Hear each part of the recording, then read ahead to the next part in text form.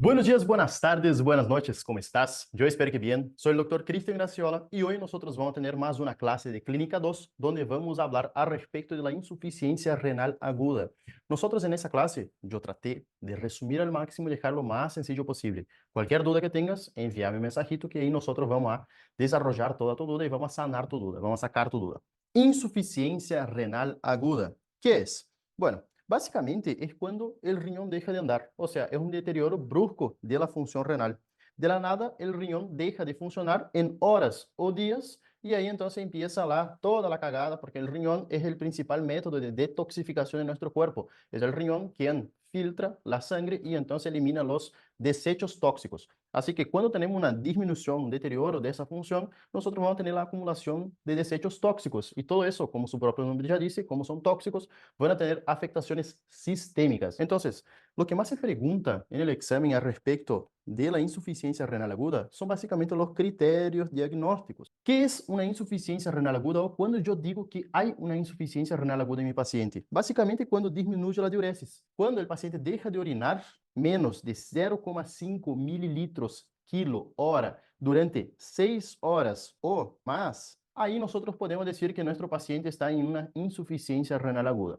Después, cuando hay un aumento de la creatinina sérica, o sea, de la creatinina plasmática, más de 0,3 miligramos por decilitro en 48 72 horas. Y también podemos decir que hay una insuficiencia renal aguda cuando el paciente tiene un aumento de la creatinina plasmática 1,5 veces sobre su creatinina basal. O sea, el paciente estaba internado, nosotros tenemos una creatinina de base ya, y entonces aumentó 1,5 veces más su valor normal, o sea, aumentó 50% del valor de base de ese paciente. ¿Tengo que tener los tres criterios para hacer diagnóstico? No. Mayor o igual a 1 positivo ya es diagnóstico de insuficiencia renal aguda.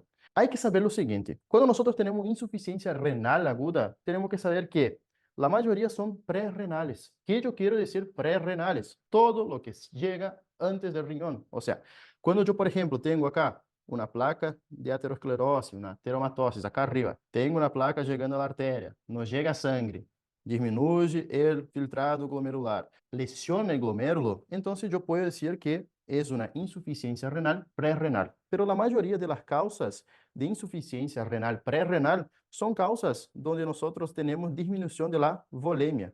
Por ejemplo, en sangrados, deshidratación o hasta mismo quemados, muchas de las veces, porque ellos deshidratan. Después, 20% son de causa parenquimatosa, o sea, yo tengo afectación directamente en mi glomérulo. Y después, pós-renales. Pós-renales es todo lo que obstruye mi vía de salida del riñón. O sea, puede ser acá en el uréter, puede ser en la vejiga o puede ser en la uretra. En cualquier una de esas, cuando yo tengo obstrucción y cuando esa obstrucción se cronifica, yo puedo tener una insuficiencia renal. Recuérdense que la posrenal es un proceso crónico. Ya las dos primeras pueden ser infecciones, tóxicos. El paciente puede haber tomado una medicación, o sea, un antibiótico que es nefrotóxico. Y nosotros ya vamos a ver que uno de los más queridos, más nefrotóxicos que hay son los aminoglucósidos, como por ejemplo amikacina, gentamicina y los demás.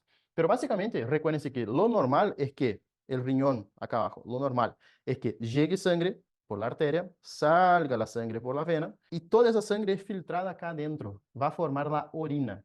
Si nosotros tenemos una causa prerrenal, llega menor perfusión en el riñón. Entonces, disminuye el filtrado glomerular y eso genera con que el paciente, con que el riñón sienta una sed. Así que esa sed va a generar daño o necrosis tubular. Y esa necrosis es lo que me va a diagnosticar básicamente que el paciente tiene una insuficiencia renal pré-renal. Las intrínsecas son directamente acá en el glomérulo, o sea, el propio riñón está dañado, y las posrenales es como nosotros ya vimos. Nosotros tenemos una obstrucción en cualquier lugar, sea acá, en el uréter, sea en la vejiga o sea en la uretra, y entonces el paciente va a tener un reflujo, o sea, un flujo retrógrado, y entonces va a distender los cálices, la uretra y el uréter, y ese aumento de la presión nos va a dar una insuficiencia renal.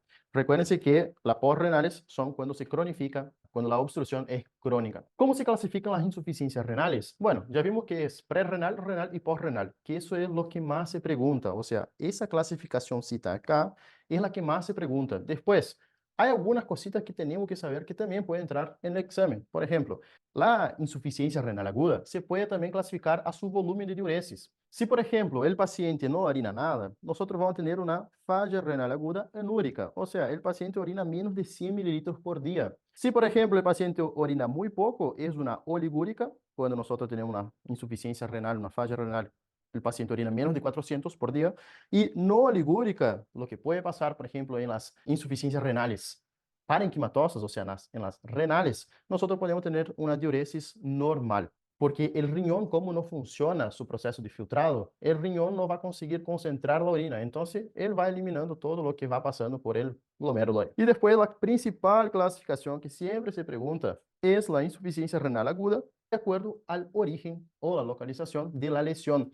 Pré-renal, ya hablamos, es acá arriba, o sea, antes de llegar al riñón. Nosotros tenemos causas generalmente que se dan por una disminución del flujo sanguíneo renal. Entonces, la causa serían alteraciones hemodinámicas transitorias. Después, parenquimatosa o intrínseca sería cuando está afectado acá adentro de mi riñón y pós-renal obstrutivo en las vías excretoras. Eso ya hablamos, pero básicamente quiero que recuerden que esa es la clasificación que siempre se pregunta en el oral y también en el choice. Más que nada en el oral, siempre se pregunta para clasificar la insuficiencia renal. Ahora nosotros vamos a una tablita. Esa tablita tiene 3 clasificaciones y esas 3 clasificaciones siempre se preguntan en el oral. Aparte de saber cuándo es pré-renal, renal y post-renal, nosotros tenemos que saber 2 clasificaciones acá. La de Rifle y la de Keidigo, la de Cadigo, lo que quiera. Pero siempre son esas 2 las que más se preguntan. Nosotros en la clasificación de Rifle vamos a tener que evaluar 2 cosas. Primero, si el paciente tiene riesgo, lesión o fallo renal y si el paciente tuvo una pérdida prolongada o una pérdida irreversible. Generalmente lo que se pregunta de acá es que cuando el paciente tiene una creatinina, un aumento de creatinina mayor de 1,5 veces, el paciente está en riesgo de insuficiencia renal. Después, cuando tiene elevación de más de 2 veces, el paciente tiene una lesión renal y más de 3 veces tiene fallo renal. O sea, eso nos indica que el filtrado glomerular está disminuido en 25, 50, 75%, en lo cual la diuresis, el paciente va a orinar menos de 0,5 mililitros kilo hora en 6 horas, después menos de 0,5 mililitros kilo hora en 12 horas y después menos de 0,3 mililitros kilo hora en 24 horas. Y directamente, cuando el paciente también ya está en fallo, la creatinina aumenta más de 4 veces y hay un aumento súbito, agudo, en menos de una hora generalmente, de esa misma creatinina. O sea, de la nada el paciente estaba orinando bien, tuvo un proceso infeccioso o lo que sea, y entonces empieza a subir toda su creatinina, y a veces generalmente suele subir también la urea, pero recuérdense que el riñón es creatinina. Y entonces el paciente cuando tiene un fallo agudo va a tener también una anuria por 12 horas. Recuérdense que esa clasificación siempre es pregunta de choice, de examen y también de oral. Le gusta preguntar para renal, renal y post-renal, como ya hablamos, y la clasificación de Rifle. Esa sí o sí hay que memorizar en la cabeza. Yo sé que parece que hay muchas clasificaciones, pero esa en específico y la de Cadigo, que ya vamos a ver, son las 2 que tienen que saber de esa clase sí o sí. La clasificación de Cadigo ya es un poquito más fácil. Por ejemplo, nosotros vamos a clasificar en 3 estadios. Estadio 1, 2 y 3. Bueno, estadio 1, nosotros vamos a tener elevación de la creatinina 1,5 hasta 1,9 veces su valor basal o una diferencia de 0,3, mayor de 0,3 miligramos por decilitro da creatinina. E la diuresis, el paciente va a orinar menos de 0,5 mililitros kilo hora en 12 horas. Después, el estadio 2, que es más grave, el paciente va a tener una elevación de hasta 3 veces la creatinina. Y después también la diuresis va a estar en 0,5 mililitros kilo hora, mayor de 12 horas. Después, estadio 3, que ya sería un fallo renal ahí ya de Rifle, nosotros tenemos mayor igual a 3 veces la creatinina basal o aumento de la creatinina mayor de 4 miligramos de decilitro o inicio de terapia de sustitución renal, o sea, inicio de diálisis. O enfermos menores de 18 años, disminución del filtrado glomerular menor de 35 mililitros minuto por superficie corporal, que es 1,73 metros cuadrados. Y anuria durante 12 horas o más de 12 horas. Entonces, básicamente, la que más se pregunta son esas 2. Yo tiro un palpite que la que más se pregunta es la de Rifle. Después, la de Cadigo se pregunta más en la insuficiencia renal crónica. No tanto en la aguda, pero sepa igual porque a veces suele preguntar las 2 clasificaciones. Lo más importante acá de saber es lo siguiente. Rifle, riesgo, lesión y fallo. La diuresis, los criterios de diuresis. Y la creatinina, obviamente, cuánto sube. pero el filtrado glomerular muchas de las veces no se pregunta, pero igual, sepan por las dudas. Entonces, ¿cuáles son las causas de insuficiencia renal aguda? Bueno, nosotros hablamos que tenemos prerrenal, renal o postrenal, o sea, tenemos tres tipos. Prerrenal sería todo lo que disminuye mi flujo sanguíneo renal. Renal serían las nefropatías, o sea, alteraciones de la nefrona. O sea, yo tengo una afectación, un tóxico acá que viene y me destruye mi nefrona. Y después, postrenal, serían las causas obstructivas de la vía excretora. Básicamente, quiero que quédense con eso en la cabeza, porque después nosotros ya vamos a ver cada una de las etiologías de las insuficiencias renal. Bueno, vamos a empezar por la prerrenal. La insuficiencia renal aguda prerrenal es cuando nosotros tenemos una hipoperfusión transitoria. O sea, el paciente se accidentó, no sé, deshidrató por cualquier motivo, tuvo un sangrado, entonces tuvo una hipoperfusión transitoria, perdió mucha sangre y tuvo una hipoperfusión transitoria. Entonces, lo que pasa es que el riñón queda con sed porque disminuye su flujo sanguíneo renal. Y al disminuir el flujo sanguíneo renal, recuérdense que es un órgano, el riñón, y es un órgano noble, entonces necesita de mucha sangre. Y cuando nosotros tenemos hipoxemia acá, nosotros generamos una isquemia. Y esa isquemia puede generar una necrosis si, por ejemplo, pasan 12, 24, 70, 48 horas. Entonces, el paciente que tiene una hipoperfusión transitoria y no se resuelve en poco tiempo, el paciente en ese lapso de tiempo, que es un tiempo muy cortito, va a tener una insuficiencia renal aguda.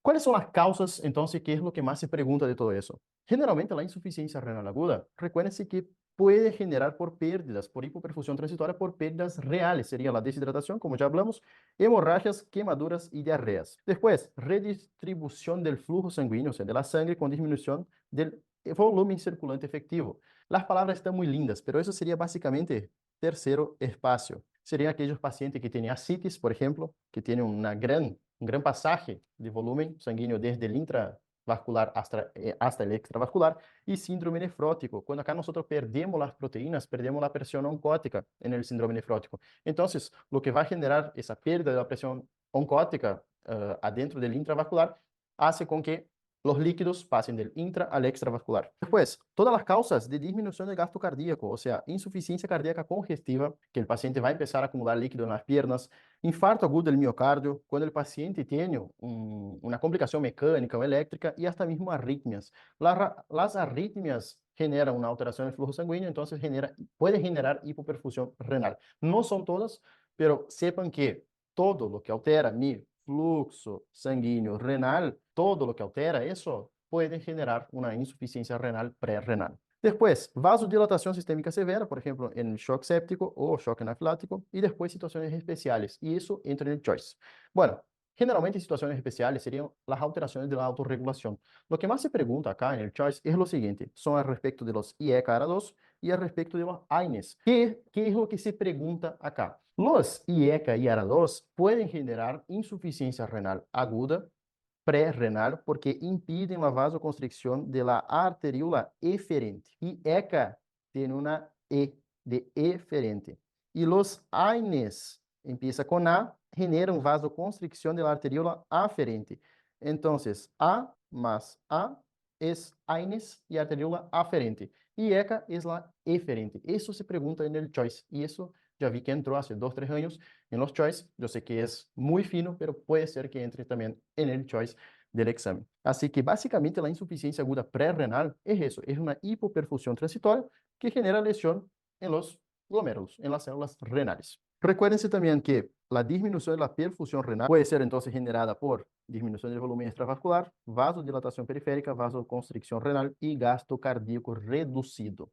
Todo lo que llega, que hace con que llegue sangre a nuestro riñón. ¿Cómo funciona la fisiopatología de la insuficiencia renal aguda prerrenal? Bueno, siempre está relacionada a la disminución de la perfusión glomerular. Entonces, nosotros vamos a tener la activación siempre del sistema renina-angiotensina-aldosterona. Hace con que aumente la angiotensina 2 y eso va a generar un aumento de la urea plasmática, o sea, el consciente urea-creatinina va a estar mayor de 40, vai aumentar a aldosterona, ou seja, se aumenta a aldosterona, eu tenho maior reabsorção de sódio e água, e essa reabsorção de sódio e água me vai dar com que diminua o sódio na urina e excrete menos sódio na urina. E depois vai aumentar a hormona antidiurética. Ou seja, se aumenta a hormona antidiurética, o paciente não vai urinar. Y si el paciente no orina, va a concentrar mucho mi orina.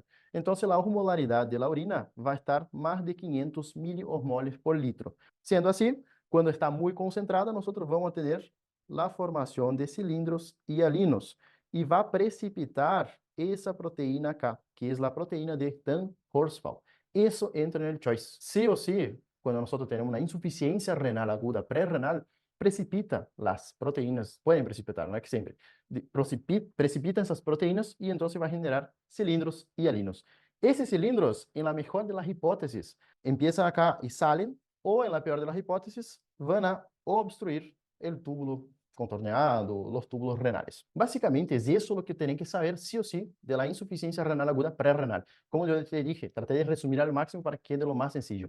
Ahora te voy a pasar bien rapidito el sistema renina-angiotensina-aldosterona para repasar, porque seguramente eso va a preguntar en el oral. ¿Qué es importante saber al respecto del síndrome del sistema renina-angiotensina-aldosterona?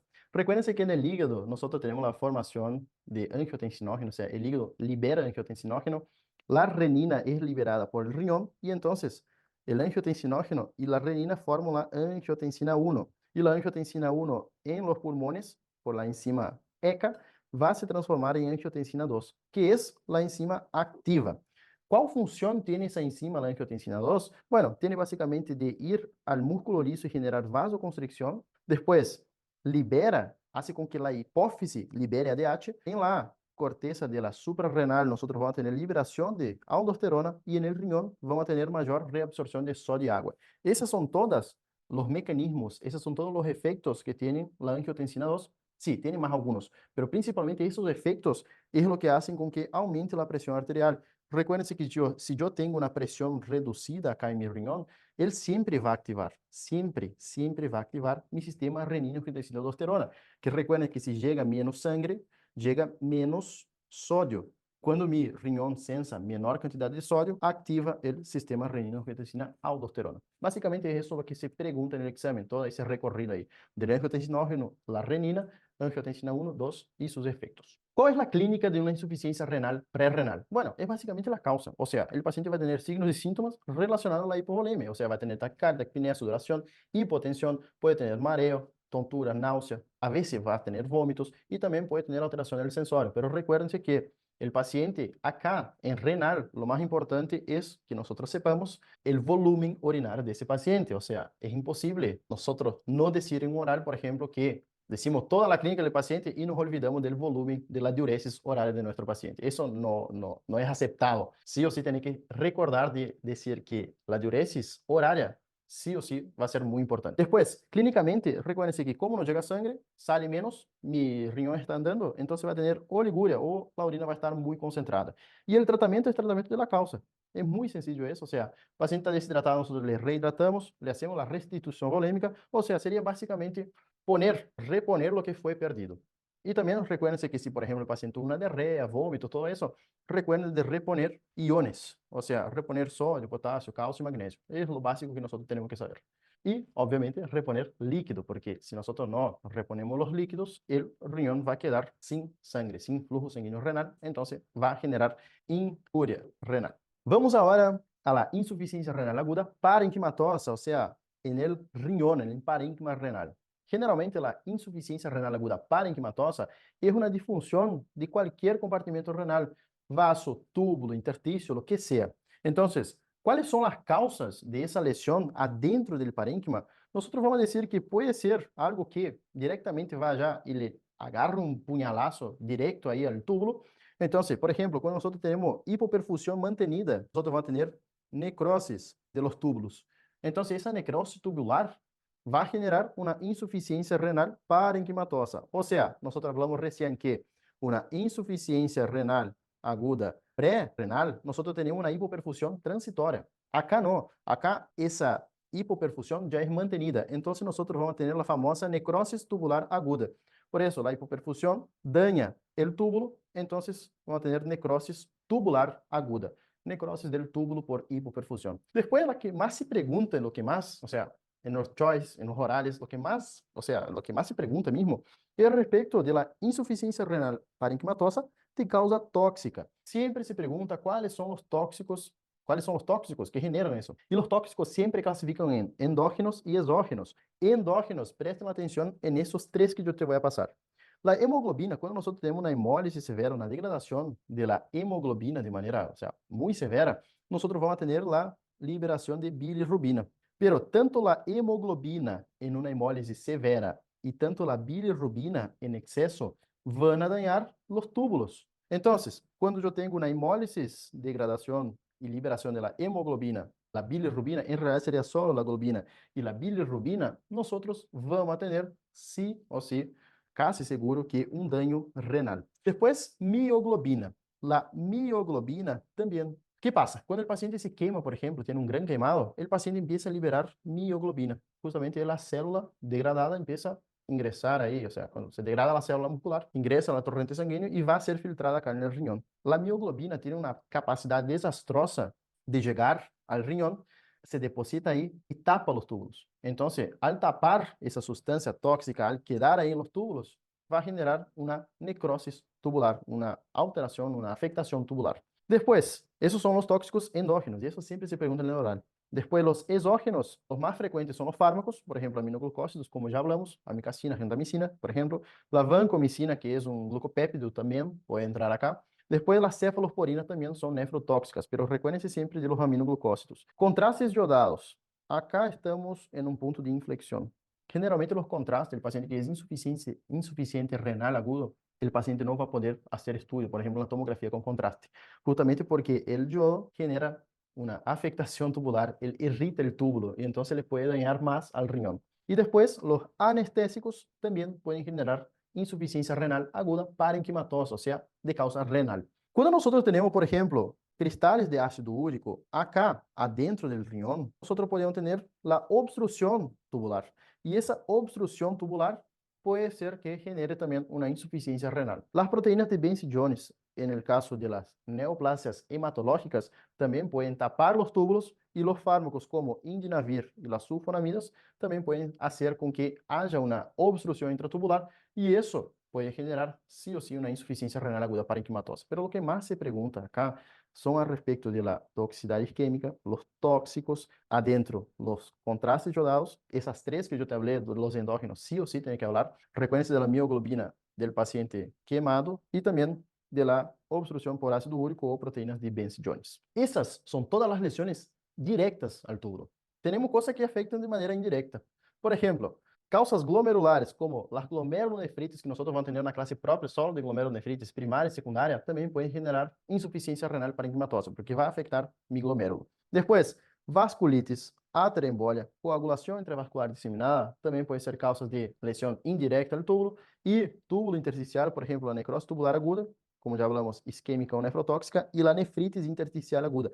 A nefritis, nós vamos ver que é como se fosse uma inflamação do riñón. A nefritis, generalmente, nós falamos aí em uma classe de glomerulonefritis. Pero básicamente, recuérdense que as lesões diretas ao túbulo são as mais perguntadas. Depois, recuérdense que, obviamente, quando eu tenho uma glomerulonefritis, sí o sí mi túbulo, mi nefrona ahí va a estar afectada. Entonces, es medio que lógico esa parte. Así que, bueno, vamos a pasar entonces, ¿cuál es la fisiopatología de esa afectación? Cuando nosotros tenemos una necrosis o muerte celular ahí de las células tubulares, esas células tubulares se van a depositar acá, adentro del túbulo, en la luz. Entonces, essa necrosis vai generar uma descamação e essa descamação, esses detritos, vão cair acá na luz, como nós podemos ver. E vão formar os famosos cilindros granulosos. Esses cilindros se perguntam no choice. Esses cilindros vão obstruir a luz e então vão aumentar de maneira retrógrada a pressão. Se aumenta de maneira retrógrada a pressão, eu vou ter uma distensão de minha cápsula de Bowman. E ao distender a cápsula de Bowman, genera uma inflamação e um edema intersticial, em lo qual por fin va a generar, todo eso va a generar una sobrecarga de volumen y una incapacidad de eliminación de los solutos, o sea, de las sustancias tóxicas que nuestro riñón filtró. Entonces, lo más importante acá saber es básicamente todo ese mecanismo.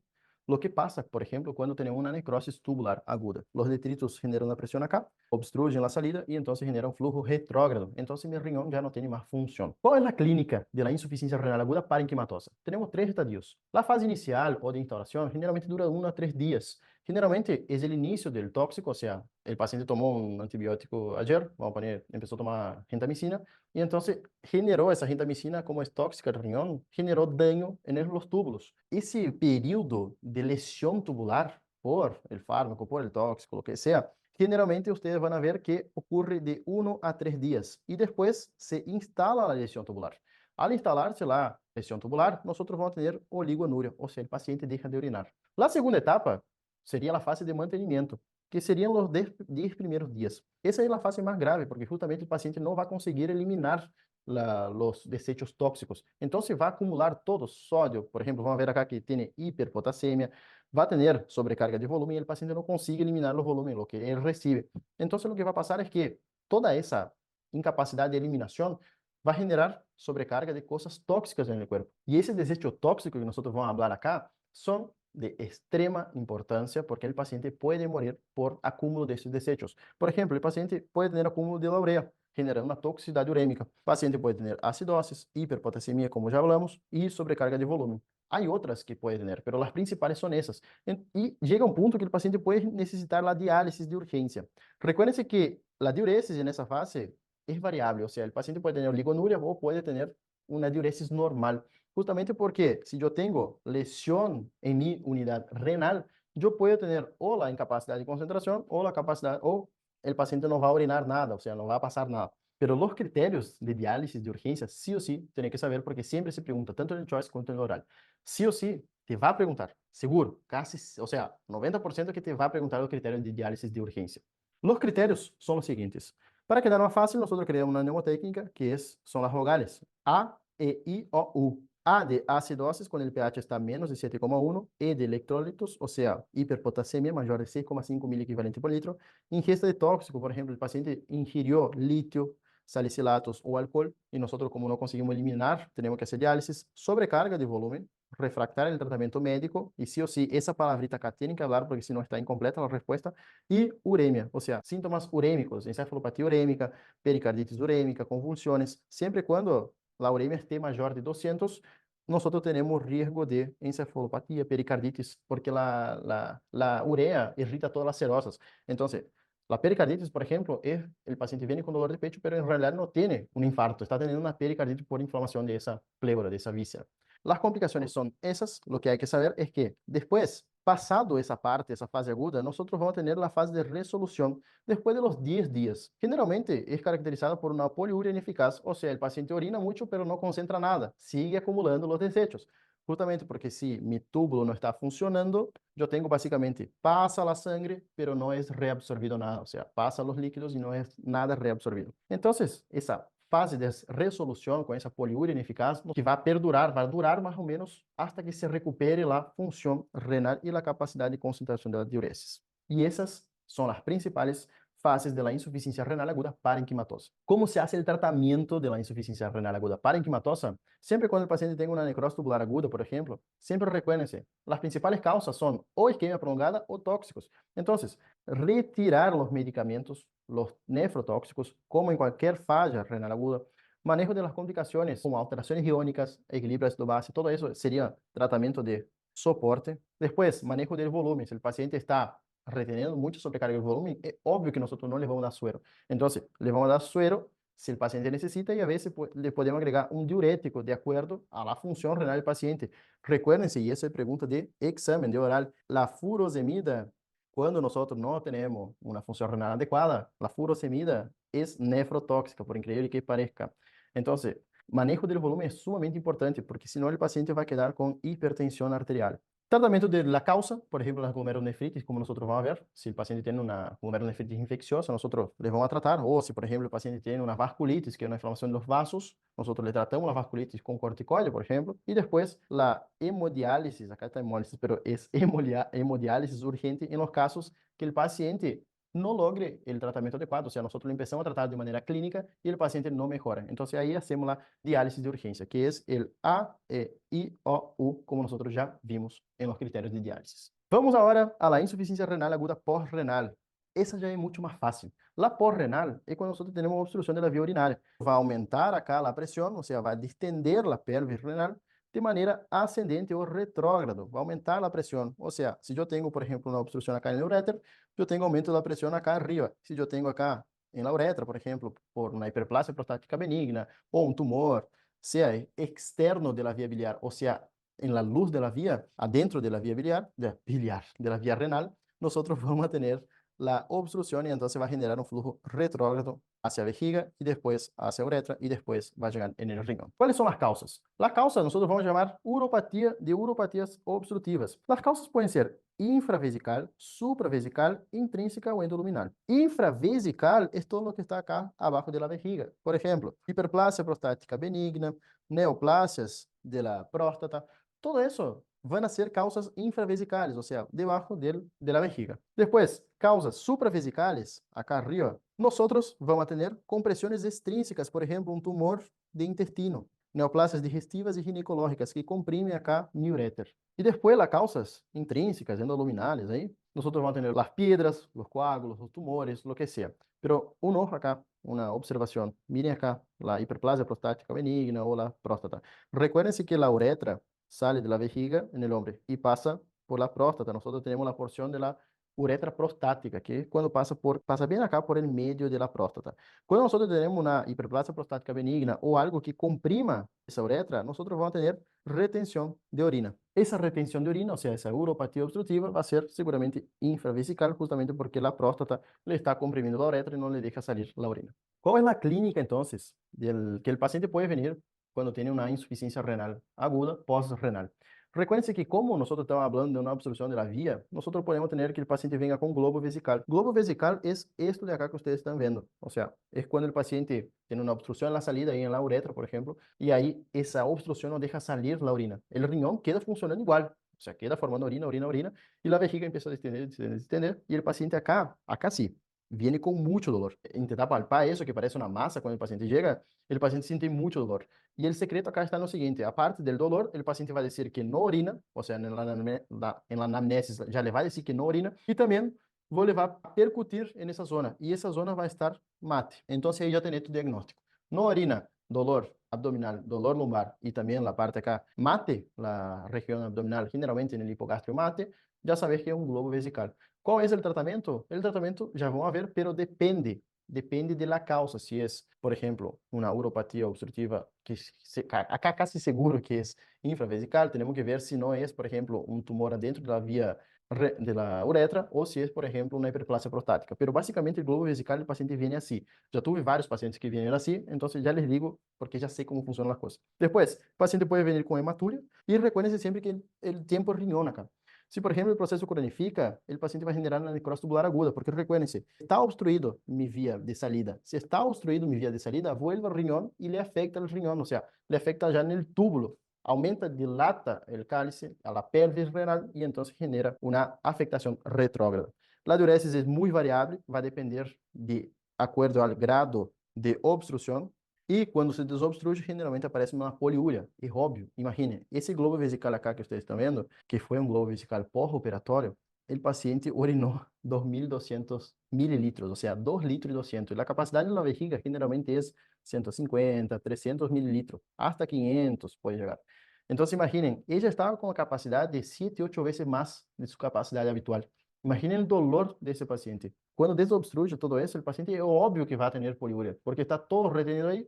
Entonces, es medio que lógico que en la insuficiencia renal aguda renal, el paciente post-desobstrucción va a tener una poliuria compensatoria, así por decir. El diagnóstico se hace por examen físico, anamnesis, obviamente nosotros ya vimos. Siempre cuando yo tengo globo vesical, yo tengo que sí o sí tratar el paciente inmediatamente, ¿tá?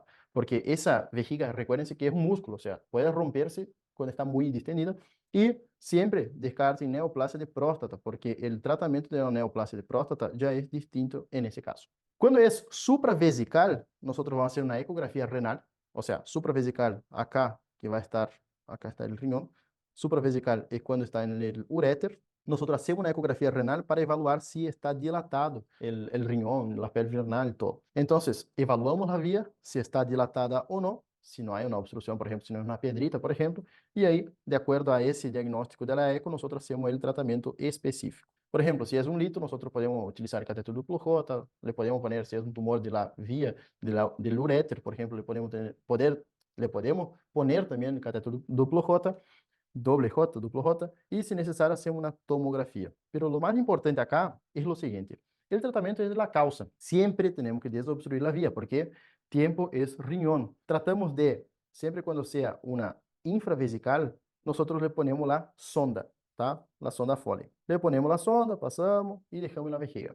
Si es, por ejemplo, una supravesical, nosotros utilizamos el catéter duplo J, que es eso lo que está viendo por acá. ¿Por qué se llama duplo J? Porque en las dos puntas se hace un J para que no salga, ¿sí? Como puedes ver. Acá está el truco. Si es supravesical, duplo J, y si es infravesical, sonda, con sonda Foley. Bueno, si por ejemplo yo tengo infravesical acá, vamos a imaginar, infravesical totalmente obstruido y yo no puedo pasar la sonda Foley, yo puedo hacer una talla vesical.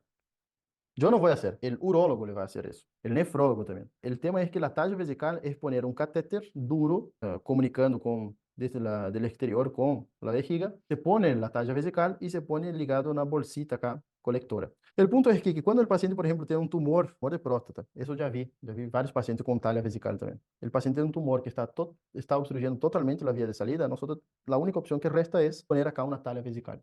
Esa talla vesical, o sea, se pone en el quirófano y no en la guardia. Y el secreto acá está que cuando el paciente tiene un riñón funcionante y tiene acúmulo de orina, el tratamiento sí o sí es la desobstrucción de la vía, sea por talla vesical, sea por catéter duplo J o doble J y sondaje Foley. Bueno, para resumir entonces, las insuficiencias renales agudas son las prerrenales, renales o posrenales. La prerrenal, las causas son hipovolemia, todo lo que disminuye el flujo sanguíneo. La renal serían las necrosis tubulares agudas, o sea, las lesiones por tóxicos endógenos y exógenos, directas o indirectas al túbulo, y las posrenales serían las obstructivas. El secreto acá de ese cuadrito está en lo siguiente, en saber básicamente, eso es lo que yo te voy a marcar. Eso es lo que se pregunta en el choice y en el oral. En la prerrenal, el paciente, obviamente, no está llegando flujo sanguíneo, entonces no va a tener orina para hacer, no va a formar orina, entonces va a tener oliguria y va a tener orina concentrada, o sea, la osmolaridad de la orina va a estar mayor de 400, 500 miliosmoles. El sodio, como el paciente no está, o sea, no está pasando sangre, el sodio, la fracción de excreción de sodio va a estar menor de 1%, el sodio urinario va a estar en menos de 20 miliequivalentes y el cilindros van a ser hialinos. Cilindros hialinos. Recuerden los cilindros porque eso pregunta. En la renal, el paciente ya va a tener en la fase ahí de la tercera fase una poliuria ineficaz y diluida, o sea, va a orinar mucho porque no concentra, el túbulo no funciona. Después, la osmolaridad va a estar disminuida, obvio. Si no concentra nada, la osmolaridad va a estar baja. El sodio urinario va a estar alto. ¿Por qué? Porque el riñón no está le agarrando el sodio, le está dejando suelto. Entonces sale mucho sodio. Con eso, el sodio va a estar mayor de 20 miliequivalentes y los cilindros van a ser granulosos. Y eso pregunta en el choice. Y la posrenal, ahí sí el paciente va a tener oligo o directamente una anuria, justamente porque está obstruido la salida. La osmolaridad y la orina van a ser normales porque solo está afectada mi salida.